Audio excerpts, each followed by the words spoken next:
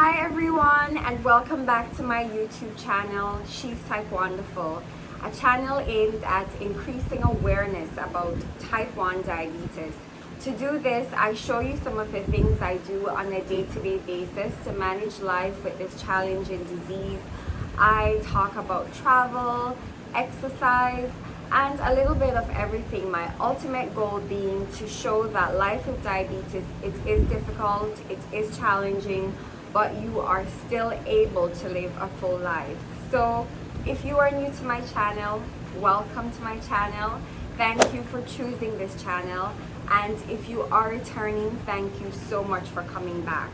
So I have not done a video in quite some time. I got really busy and I had to take a break from making videos just to manage everything that's going on in my life. So things have slowed down somewhat, so I decided to make a video today, so that's what I'll be doing. So just some housekeeping. First of all, I want to thank you guys so much for 1,000 subscribers. When I first started, 1,000 seemed like the impossible. But you know what? I wasn't about subscribers. I was about raising awareness about this disease, and that's still my focus. That's what I'm trying to do. So I'm just hoping that as you continue to watch these videos, you will get something from it, and we can go ahead and we can create the community that people with diabetes all need to basically make it, because this disease it's very challenging, has so many ups and downs. So what I'll be talking about today, I'm going to be talking about 10 things that I have learned, which I wished I knew when I was first diagnosed with type 1 diabetes. So without further ado, let's get into the video. This time, this is my fight song. Take back my life song. The first thing I would say is to match your insulin needs to your lifestyle. There is so much information out there about diabetes, about what you need to do, what you shouldn't do. But the first thing is you match your insulin to your own lifestyle needs and not what is being put out there. For example, it is often stated that you should start with small meals and so on, especially the breakfast. You should start with small meals, and it is a good thing. I do this. I have small meals in the morning, but there are just some people, some who I've spoken to as I've started my channel, who this absolutely does not work for them, having a small meal in the morning. They're able to, they prefer to have bigger breakfast and so on. So that's why I'm saying match your insulin needs to your lifestyle, not the other way around. So if you're someone, and I'm just using this as an example, if you're someone who needs to have a larger breakfast in the morning, go ahead and do that. Just make sure that you are taking the amount of insulin that you need to digest the amount of carbohydrates that you are consuming in that one meal. The second thing I would say is to do your research, do your own research, whether you have been given information from even your endocrinologist and so on.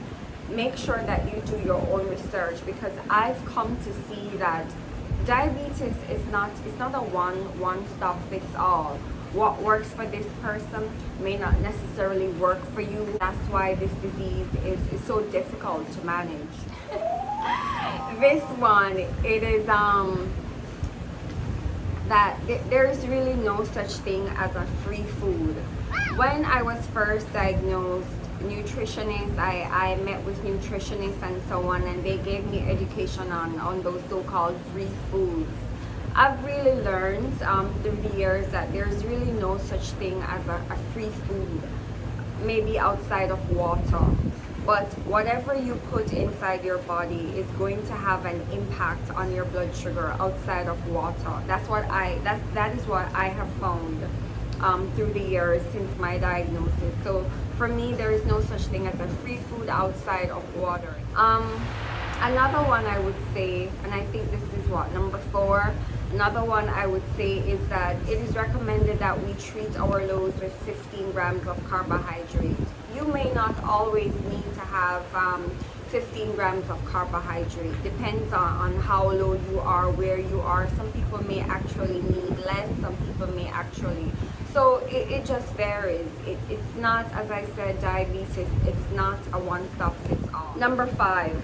The more muscle you have, it's the more insulin sensitivity that you have. So I wasn't a person who used to exercise really because I've always been skinny, and I used to equate being skinny with being healthy. But as the years went on, I've come to realize that even if you are skinny, it doesn't necessarily mean that you are in good health, and you have to help your body along. Exercise is one such way to do that, and I have found that the more muscles that you have, you actually will need less insulin. Your muscles are made of protein, but in order for your muscles to work, it needs energy, which comes from glucose. And glucose, in order to use glucose, our body produces insulin. In the case of a type 1 diabetic like myself, my pancreas does not produce insulin, so I have to inject that into my body. But when you put yourself through exercise, your muscles have to work. Having your muscles work over time, that means that you have to draw on the insulin that is in your system. The more muscles that you have, the less insulin that you need, and if you keep on exercising over time, that builds up your insulin sensitivity. I hope that makes sense. So that's what I found. That's what I found. Weight loss is still possible even if you have type 1 diabetes. That is still possible. In my case, I've not really had issues with weight, but I've spoken to other type 1 diabetics who've had issues with weight, and based on seeing their growth and their progress, it is possible. Just because you have type 1 diabetes, weight loss is possible for you if you do your diet, your exercise, and so on. Number 7. So the 7th thing I would say, number 7, is that your hormones have an impact on your blood sugar levels. As a female, your menstrual cycle, believe it or not, it has the capacity to affect your blood sugars. Like maybe the beginning of the cycle, your blood sugars will tend to spike. And again, this is specific to me. It's not a one stop fits all.